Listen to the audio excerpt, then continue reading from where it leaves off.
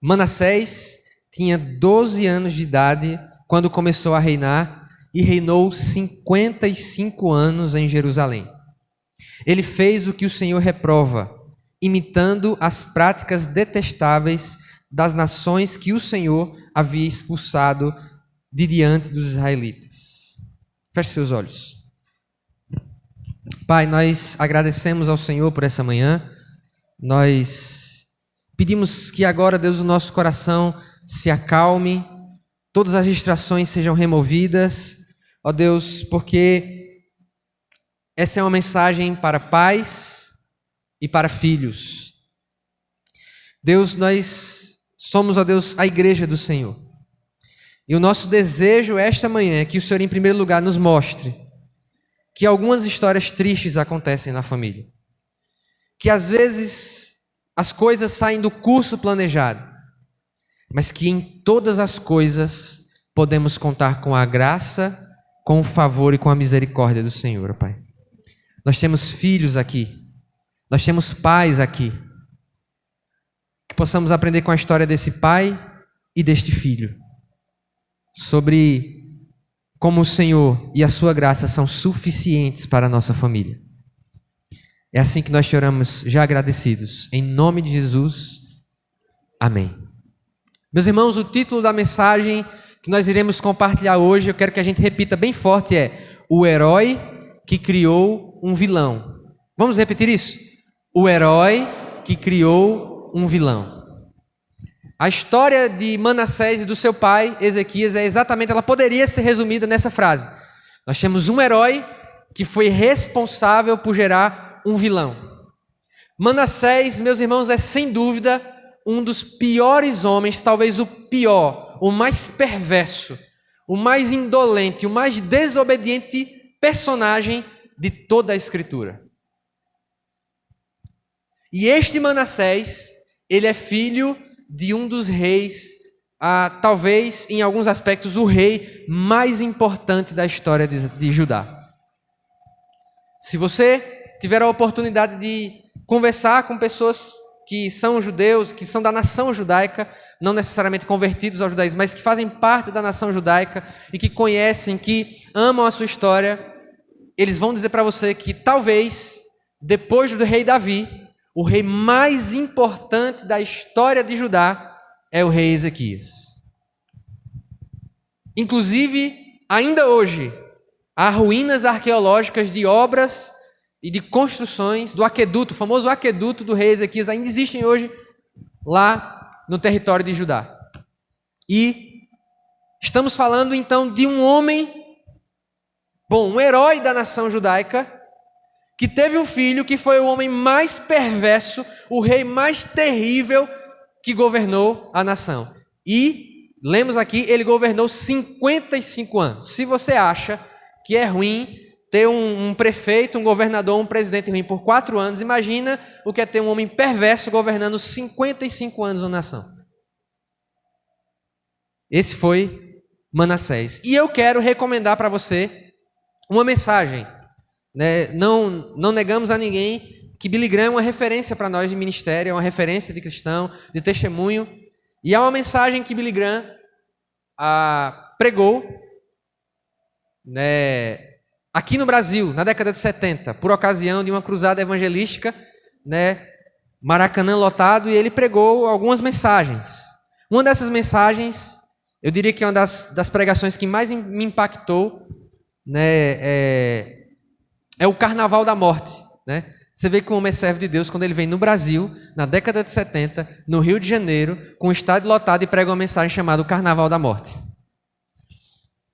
Mas a mensagem que eu quero indicar para você é o homem mais perverso da Bíblia, alguma coisa assim. Billy Graham pregando no Maracanã, que é uma mensagem sobre Manassés. Quero deixar essa indicação para você, mas antes de nós entendermos esse processo, que é vivenciado em muitas famílias, que é experimentado por muitas casas. Nós temos notícia, eu que estou no ministério pastoral há pouco tempo, que muitas vezes deixam meus cabelos arrepiados, deixam meu coração miúdo. Histórias de filhos e filhas de pastores que não somente desenvolvem no seu coração um ódio pelo ministério, eu jamais vou ser um pastor.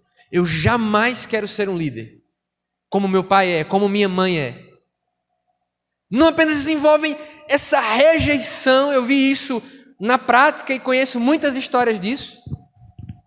Conheci pessoas próximas de mim que vivenciaram, famílias próximas de mim que vivenciaram isso. Como também conhecemos histórias de pessoas que não apenas rejeitam o ministério, mas elas dizem: o Deus do meu pai, o Deus da minha mãe não é o meu Deus. Eu não quero esse Deus para mim. E diante dessas histórias, alguns pais, algumas mães, eles ficam desesperados pensando: onde está o versículo de Provérbios, capítulo 22, versículo 6, que diz: ensina a criança, você conhece? Ensina a criança no caminho que deve andar, e quando ela crescer, quando ela for maior, jamais se afastará dele. Filhos totalmente avessos ao evangelho, ao ministério, à vida cristã, e pais desesperados. Onde foi que eu errei? Tanto que eu levei esse menino na igreja, tanto que eu trouxe essa criança, jovem, adolescente, para a casa do Senhor para aprender a palavra, tanto que eu me esforcei. Onde foi que eu errei? Ezequias não viveu tempo suficiente para perceber aquilo que Manassés se tornou. E a gente vai falar daqui a pouco sobre isso. Mas sabemos, como falei aqui, que Ezequias, pela Escritura, e você pode ler isso no livro dos Reis, pode ler isso em Crônicas, Ezequias, ele foi esse rei importante para Israel. Para você ter uma ideia, Ezequias, na sua geração, ele foi um reorganizador da Páscoa. E o testemunho que a Bíblia dá é que a Páscoa, como foi reorganizada no período de Ezequias, só havia sido feito dessa forma nos tempos de Davi e Salomão. Ou seja, gerações inteiras sem celebrarem uma Páscoa como foi celebrado no tempo de Ezequias. Ele foi um reformador. O seu pai, Acais, ele era um homem que não temia ao Senhor. Ele foi desobediente, porque quando você lê Reis e Crônicas, é essa inconstância. Israel, a nação do norte, as 10 tribos do norte, elas foram constantes na maldade. Não teve um rei, depois da divisão, que prestou em Israel. Mas em Judá, você tem oscilações, você tem reis que servem ao Senhor, como é o caso de Ezequias, e você tem reis malignos, que seguem os costumes da idolatria, da desobediência, das 10 tribos do norte. Há essa inconstância. Ezequias é um homem que servia a Deus, um rei que foi fiel à linhagem de Davi, foi fiel aos preceitos do Senhor, mas que teve um pai que não temeu ao Senhor. E Ezequias promove reformas. A gente poderia dizer que ele era um camarada, um administrador. Ele promoveu reformas físicas e promoveu reformas espirituais. Então ele foi, de certa forma, um líder espiritual. Alguém que trouxe o coração do povo da sua geração de volta para Deus. Mas há um momento chave. Há 2 momentos chaves na vida de Ezequias que a gente vai mencionar. O primeiro deles é a doença de Ezequias. A Bíblia diz que em um determinado momento da sua vida, Ezequias ele fica adoecido. Ele tem um problema na sua saúde e Deus manda o profeta Isaías, que é contemporâneo de Ezequias.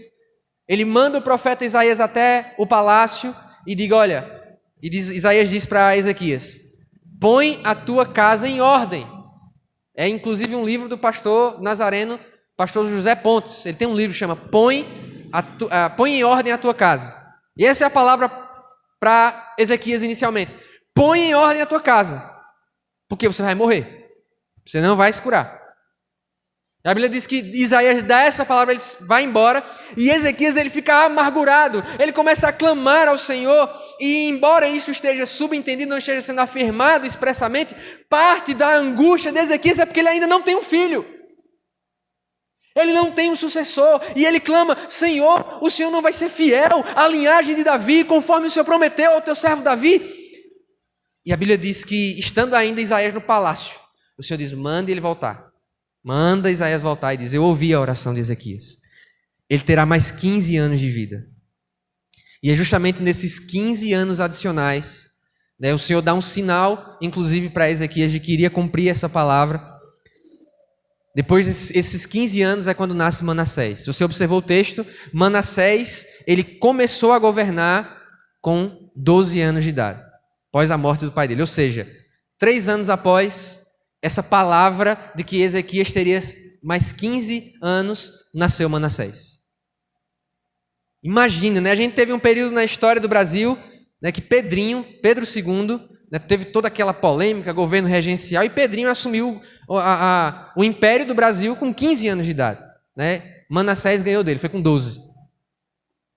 Então, esse rei que ganhou mais 15 anos, ganhou também um filho de presente. Ganhou Manassés. E nós vamos ler agora o que é que esse menino de 12 anos que governou 55 anos, o que foi que ele fez com a nação. Porque nós podemos dizer com alguma propriedade que ele é o rei mais perverso da história de Judá. Leia comigo, bem atentamente, a partir do versículo 3. Reconstruiu os altares idólatras que o seu pai havia demolido. Ergueu altares aos Baalins e fez postes sagrados. Inclinou-se diante de todos os exércitos celestes e lhes prestou culto. Construiu altares no templo do Senhor, do qual o Senhor tinha dito: meu nome permanecerá para sempre em Jerusalém.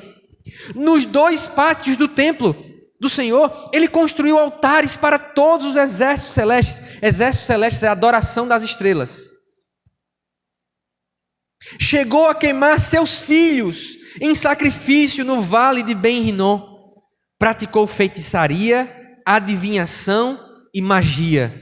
E recorreu a médiuns e aos que consultavam os espíritos. Fez o que o Senhor reprova, provocando a ira. Ele tomou a imagem esculpida que havia feito e colocou no templo do qual Deus tinha dito a Davi e a seu filho Salomão: neste templo e em Jerusalém, que escolhi dentre todas as tribos de Israel, porei o meu nome para sempre. Não farei os pés dos israelitas deixarem novamente a terra que dei aos seus antepassados, se tão somente tiverem o cuidado de fazer tudo o que lhes ordenei em todas as leis, decretos e ordenanças dados por meio de Moisés. Manassés, porém, desencaminhou Judá e o povo de Jerusalém, ao ponto de fazerem pior do que as nações que o Senhor havia destruído diante dos israelitas. Resuminho aí dessa benção. Quem queria uma visita de Manassés em casa? Café da tarde com Manassés. Conselhos de administração real com Manassés. Quem queria? Um homem perverso. Um homem mau. Um homem que desencaminhou a nação. Não, a maldade de Manassés não se restringiu apenas a ele. Atingiu a nação de Judá. Atingiu o povo. O testemunho que o texto de Reis fala é que Manassés banhou Jerusalém em sangue. Ele perseguiu aqueles que se posicionavam contra as suas práticas. Ele matou. Ele foi um homem perverso, um homem mau. Se você percebeu, ele sacrificou os próprios filhos aos ídolos.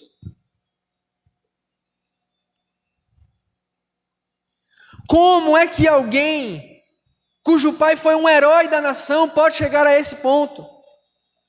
Quando nós lemos o texto, a impressão que dá é que Manassés trabalhou quase que conscientemente para destruir tudo aquilo que Ezequias tinha feito.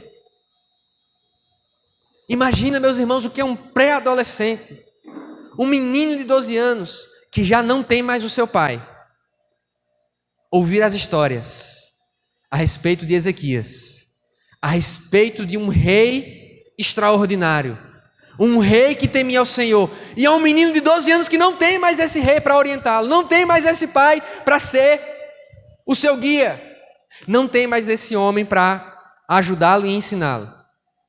Manassés, sendo líder da nação nessa condição, ela é uma presa fácil. Manassés é uma presa fácil nas mãos daqueles que desejassem perverter a adoração de Israel. E eu não estou vitimizando Manassés. Eu não estou dizendo que Manassés não teve a sua responsabilidade, porque nós vamos ver adiante no texto que o que aconteceu com ele foi muito forte. Que a justiça de Deus sobre a vida de Manassés foi muito, muito pesada.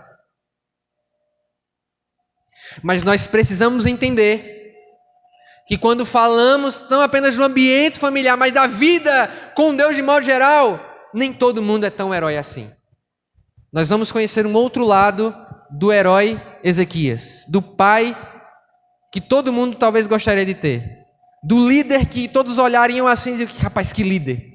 O líder que experimentou um momento em que a Assíria era poderosa, Senaqueribe, o texto vai dizer, tanto em Reis como em Crônicas, ameaçou invadir Judá. Ezequias fica alarmado porque é um exército poderoso, é um rei poderoso, e ele ora ao Senhor e o Senhor afasta a ameaça dos assírios.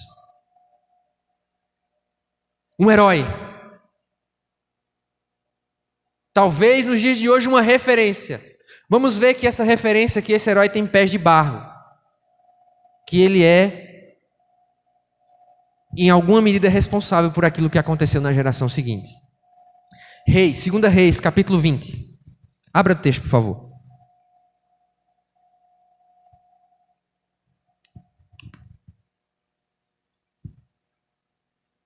Deixa marcado aí em 2 Crônicas e volta para o texto de Reis. Vai para o texto de Reis, perdão. 2 Reis, capítulo 20.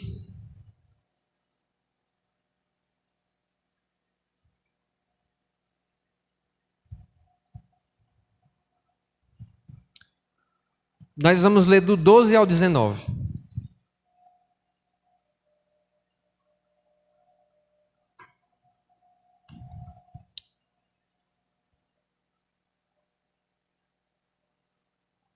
Quando você achar, você diz, eu estou entendendo tudo, viu, pastor? Amém? 2 Reis, capítulo 20, versículo 12. Não perde o fio da meada não, tá?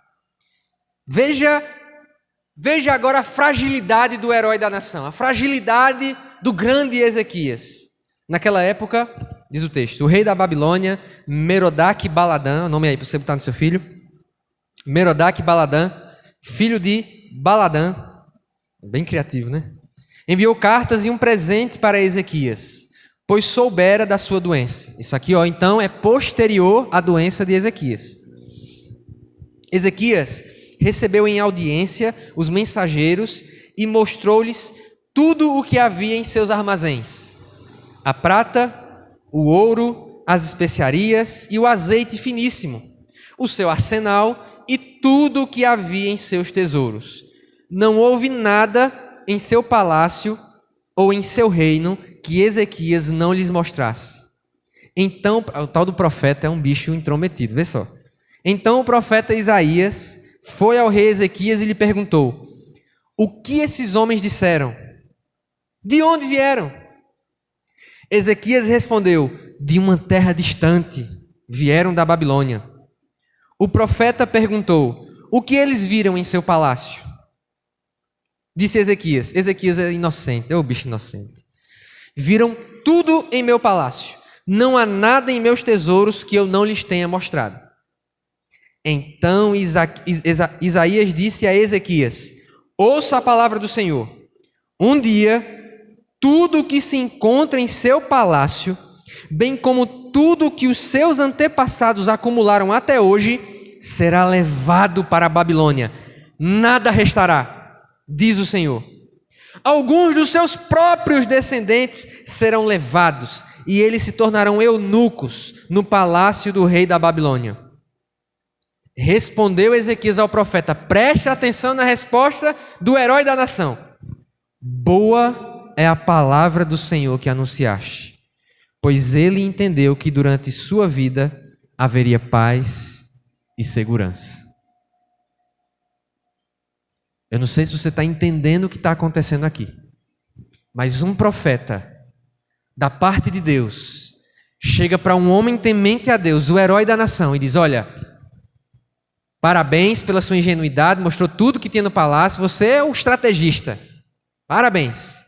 Esse povo, Babilônia, eles vão vir para cá, como a gente sabe que aconteceu 3 gerações depois, 4 gerações depois. Eles vão vir aqui, eles vão levar tudo, Tudo, toda a história da nação, tudo aquilo que a nação acumulou, tudo aquilo que fazia parte dos bens do palácio, todas as heranças culturais, eles vão levar tudo. Mas tem mais. Eles vão levar seus descendentes. Eles vão ser escravos. Eles vão ser cativos. Este homem de Deus consegue ouvir uma palavra como essa e dizer: que palavra boa. Por que palavra boa? Porque eu só estou preocupado com o que vai acontecer na minha geração. Se não vai acontecer na minha geração, boa sorte para os meus filhos, boa sorte para os meus netos, para os meus bisnetos. O que importa é me livrar. Então imagina se Manassés não teve acesso a isso tudo.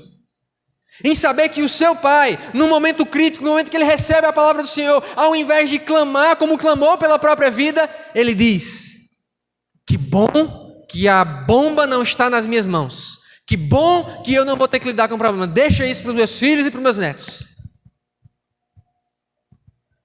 Mas era um herói da nação, ele fez um monte de coisa para Israel. Quantas vezes nós somos heróis nas igrejas, heróis no nosso trabalho, e em casa nós somos vilões. Não estamos preocupados com o que vai ser da próxima geração. Pouco importa se a próxima geração vai servir ou não a Senhor. Pouco importa se eles vão conhecer o Deus que eu conheço. E o que temos visto na igreja de modo geral é que uma geração que é fiel, teme ao Senhor, serve ao Senhor, por errar nesse processo, não se preocupar com a próxima geração, cria filhos que ouviram falar de Deus, mas a terceira geração nunca ouviu falar. A quarta geração não apenas nunca ouviu falar, como odeia o Deus daquele servo e daquela serva lá. Pouco importa, Ezequias. O importante é ser o herói da nação. O importante é ser reconhecido como um camarada que foi parecido com Davi, o grande rei da nação de Judá. O importante é ser reconhecido pelos meus feitos. E eu quero trazer para você duas frases para você pensar. A primeira é: as igrejas estão cheias de servos e servas do Senhor que estão gerando inimigos de Deus dentro de suas casas. Eu não estou falando da igreja do Nazareno. Eu estou falando da igreja de modo geral. Se nós não nos ligarmos, se nós não atentarmos, se nós tivermos o mesmo coração de Ezequias, nós seremos servos e servas de Deus, homens e mulheres de Deus, fizeram grandes coisas, impactaram a sua geração, mas que criaram inimigos da fé dentro da sua casa. Como Ezequias fez com Manassés. E a segunda coisa que eu quero que você pense hoje. Estou parafraseando Jesus. Jesus disse: do que vale, de que adianta ganhar o mundo inteiro e perder a sua alma? Eu coloco para você hoje, que é pai, que é mãe, que vai ser pai, que vai ser mãe, como eu sei que eu serei um dia. Não sei se está perto, não sei se está longe. Às vezes eu acho que está perto, às vezes eu acho que está longe. O que eu coloco para você hoje, parafraseando Jesus, é: de que vale, do que adianta ganhar o mundo inteiro e perder a sua casa? De que adianta fazer um monte de coisas para Deus e perder os seus? Do que vai servir no final das contas? Ter colhido milhões de almas e a alma mais preciosa, as almas mais importantes, foram negligenciadas.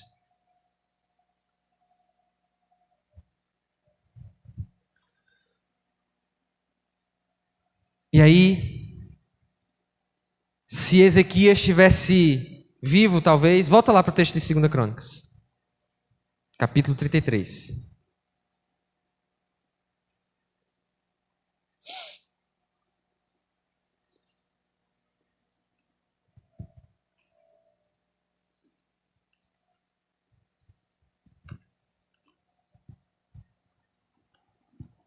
Alguém que está aqui hoje, talvez você que está aqui hoje, seja filho, seja mãe, seja pai, ou vive esta situação de estar numa casa de servos do Senhor. Você talvez seja um filho que tem fugido como Manassés fugiu.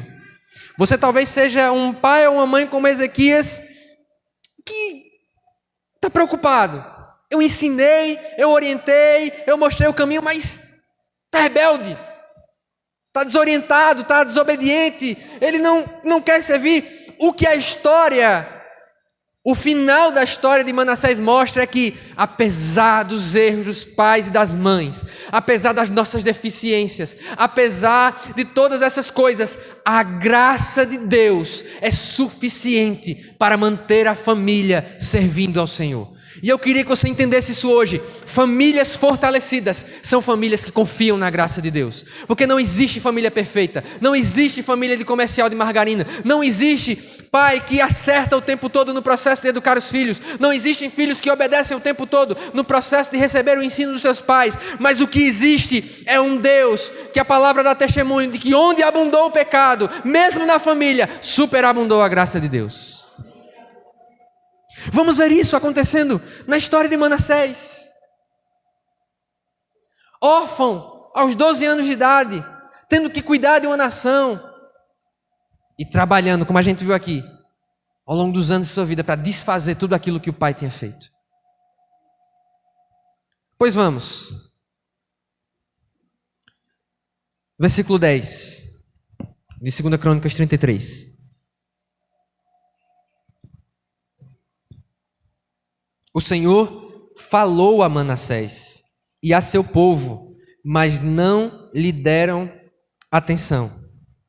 Por isso, o Senhor enviou contra eles os comandantes do exército do rei da Síria, os quais prenderam Manassés, colocaram-lhe um gancho no nariz e algemas de bronze, e o levaram para a Babilônia. Versículo 12: Louvado seja o Senhor em sua angústia.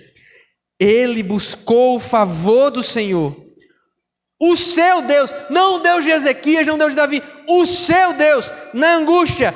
O Deus de Ezequias se tornou o Deus de Manassés, e humilhou-se muito diante do Deus dos seus antepassados. Tem na sua mente, né? Manassés era cabra ruim, né? Quando ele orou, o Senhor o ouviu e atendeu o seu pedido e o trouxe de volta a Jerusalém e ao seu reino. E assim Manassés reconheceu que o Senhor é Deus. Depois disso, ele reconstruiu e aumentou a altura do muro externo da cidade de Davi, a oeste da fonte de Gion, no vale, até a entrada da porta do peixe, em torno da colina de Ofel.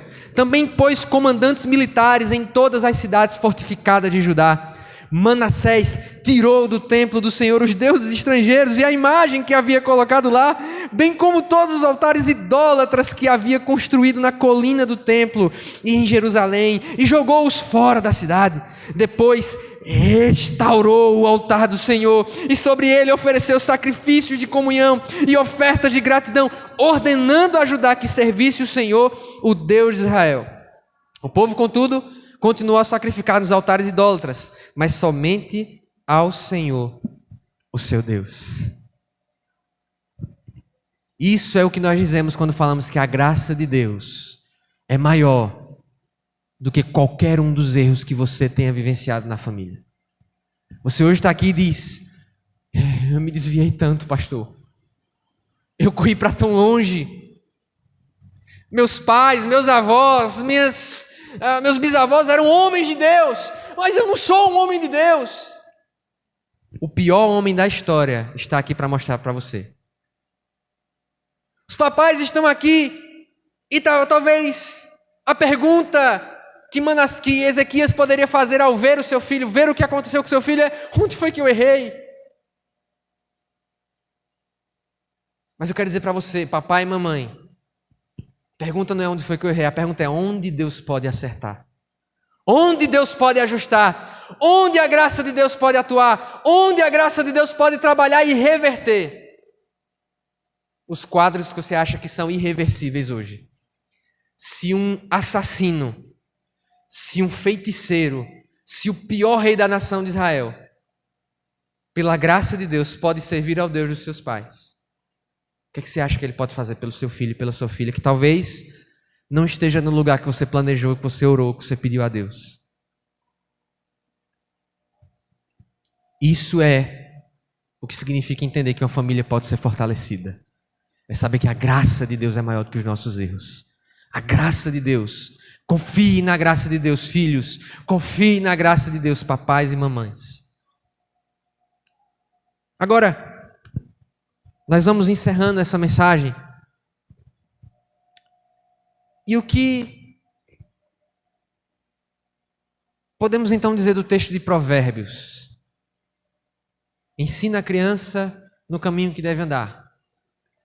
E quando ela crescer, jamais se afastará dele. Permanecerá nele.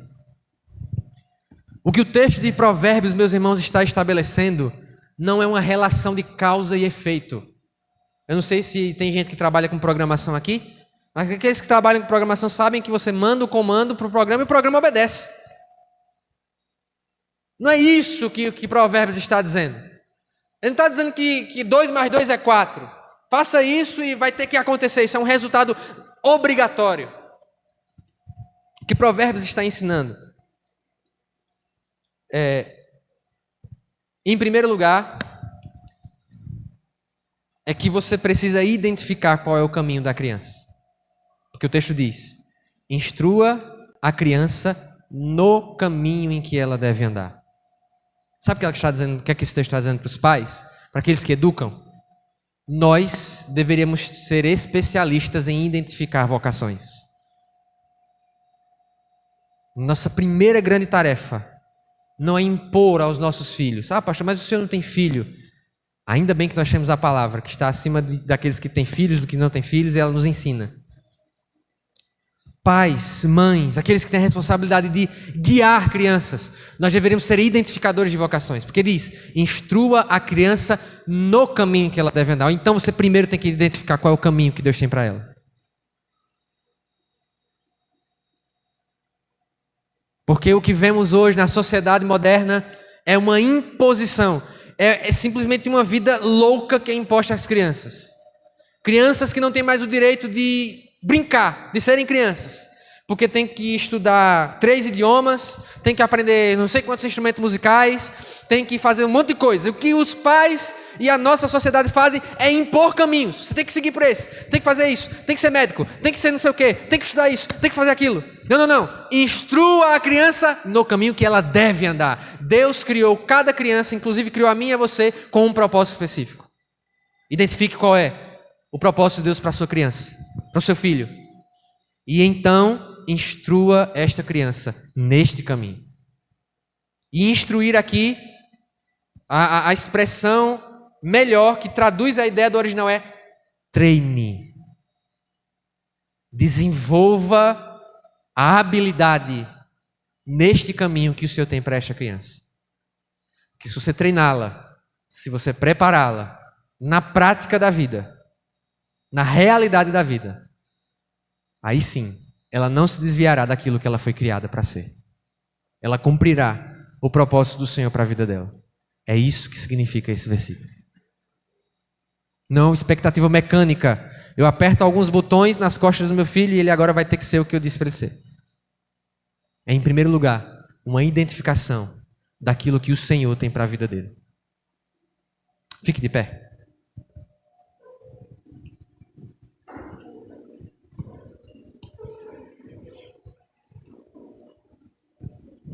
Nós vamos orar ao Senhor agora e quero fazer uma oração especial nesse momento.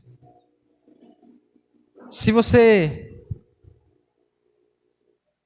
em algum aspecto se identificou com aquilo que nós pregamos hoje, se você em algum aspecto sente que conhece alguém que está vivendo esse drama familiar, pais que servem ao Senhor, que têm filhos que não servem tanto ao Senhor. Pode ser que você seja o filho, pode ser que você seja o pai, a mãe, o irmão. Pode ser que você conheça alguém que está nessa situação. O meu convite essa manhã é para que nós possamos colocar essas realidades diante do altar do Senhor. Não que isso seja um altar, isso é uma elevação de concreto. O altar acontece no coração. Nós vamos orar agora, e se você sente o desejo de orar pela sua própria família, a respeito de todas as coisas que nós compartilhamos, ou de uma família que você conhece, você pode vir aqui à frente e nós vamos orar por você. Nós vamos ter um momento breve de louvor Mas eu quero orar com você, eu quero orar pela sua família. Nós queremos famílias fortalecidas, onde todos confiam de fato na graça do Senhor. Não se sinta envergonhado. Talvez você esteja aqui representando alguém, representando uma família que você conhece. Talvez você se vê na tarefa de ensinar, de educar. E você diz, meu Deus, como é difícil nesse mundo em que nós vivemos. Nós vamos orar ao Senhor agora. Mas eu pedi que você feche seus olhos. Se você sentir que é necessário, se coloque de joelhos. Há liberdade diante do Senhor para fazer isso. Mas coloque essa situação agora que vem à sua mente. Seja sua, seja de outra pessoa que você está representando aqui agora. E vamos confiar na graça do Senhor. Vamos confiar na graça do Senhor. Ela é maior do que tudo aquilo que nós imaginamos, que tem impedido as nossas famílias de experimentarem transformação real. Em nome de Jesus. Eu vou orar com você. Na verdade eu quero fazer diferente. Eu quero chamar minha esposa para fazer essa oração.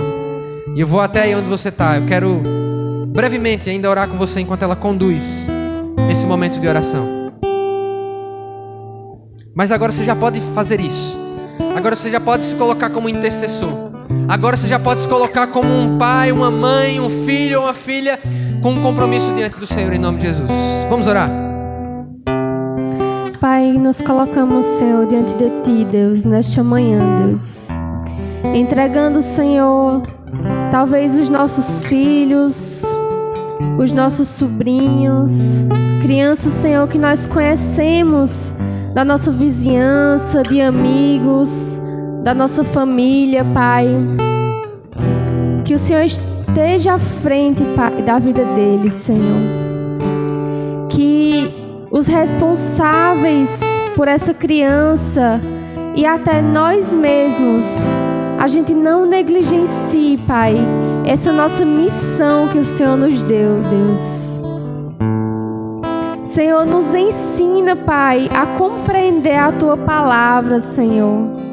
Nos ensina, Senhor, a compreender para poder a gente passar para essa criança, Senhor, os princípios, as virtudes, Pai. Ensinar essa criança, Pai, a Te obedecer, Senhor. Ensinar, Senhor, essa criança que ela não veio a este mundo por acaso, mas como foi trazido aqui na mensagem, essa criança ela veio com um propósito, Deus. E nós cremos nisso, Senhor. Muitas vezes nós não enxergamos as crianças com esse olhar, Deus. Que elas também têm um propósito. Que elas também foram criadas com um propósito, Senhor. Nos ensina, Pai, a olhar para nossas crianças com os Teus olhos, Senhor. Nos ensina, Senhor, a ensinar a Tua palavra como o Senhor deseja que seja ensinado, Deus. Nos dá, Senhor, sabedoria e discernimento para encontrarmos os propósitos das nossas crianças, Senhor. Para que a gente consiga, Deus, colocar diante do Senhor esse propósito e ensiná-las e treiná-las nesse propósito, Senhor. Que o Senhor nos ajude, Pai, a ensiná-las dessa maneira e não da maneira que nós queremos, Senhor. Que os nossos sonhos em relação às nossas crianças sejam os sonhos do Senhor. Muitas vezes nós queremos, Pai, que nossas crianças sejam médicos, sejam advogados, sejam empresários, bem-sucedidos, mas muitas vezes nós não queremos que as nossas crianças sejam servos do Senhor. Muitas vezes, Pai, nós olhamos para o ministério e nós não queremos que nossas crianças sigam esse caminho, Senhor. Da mesma maneira que as crianças, elas podem ser, Senhor, bem-sucedidas no sentido de emprego, Deus. Nossas crianças, elas são muito mais bem-sucedidas quando elas andam com o Senhor. Deus, nos demonstra, Senhor, nos mostra, Pai, qual o propósito que o Senhor deseja, Deus. Ativa, Senhor, nos pais aqui nesta manhã, Senhor, um coração, Senhor, quebrantado, um coração direcionado pelo Teu Espírito Santo, Deus. Fala de forma pessoal, Senhor, a cada família neste lugar, Deus. Que eles saiam daqui, Pai, com a certeza do que o Senhor deseja para os seus filhos, Senhor. Crendo que é isso que o Senhor deseja, Pai. E com o propósito de caminhar essa criança, Senhor, nesse propósito, Deus. Cuida, Senhor, do nosso coração, Senhor. Porque nós vivemos para Ti, Senhor. Nossa família é para Ti, Senhor, não é para este mundo, Senhor. Fortalece-nos, Senhor. Nos lembra dia após dia, Senhor, disso. Que a nossa casa é Tua, Deus. Amém. A nossa casa não é deste mundo. A nossa casa não é das expectativas deste mundo. A nossa casa não é dos propósitos deste mundo ou das pessoas por aí. Mas a nossa casa é Tua, Senhor. E o Senhor pode fazer dela o que o Senhor bem quer. E da mesma forma, Senhor, como o Senhor pode chamar as nossas crianças, o Senhor também pode nos chamar como pais. O Senhor também pode nos chamar como adultos. Que possamos, Senhor, dizer mais e mais: eis-me aqui. Quando o Senhor quiser, quando o Senhor desejar e não quando eu quiser, Deus. Quebranta o nosso coração, Senhor, nesta manhã, Deus. Quebranta o coração das nossas crianças, Senhor. Prepara um terreno fértil para a Tua palavra, Senhor. Que sejamos, Pai, exemplos Teus, de discípulos Teus, Senhor. Não exemplos, Pai, de religiosos, mas exemplos de discípulos, daqueles que seguem, daqueles que carregam a sua cruz e dizem na sua casa e onde estiver: eu sirvo a um Deus. Que esse possa ser o propósito da nossa casa, Senhor, e que possamos, Senhor, levar esse propósito por gerações e gerações, e que os nossos filhos, os nossos netos possam colher isso que nós plantamos, Senhor, e que eles também possam ser semeadores. Em nome de Jesus, Senhor. Amém. Glória a Deus, vamos louvar ao Senhor com essa canção. Vamos dizer que nossa casa servirá ao Senhor, que a nossa casa será firmada e fundamentada no Senhor, em nome de Jesus.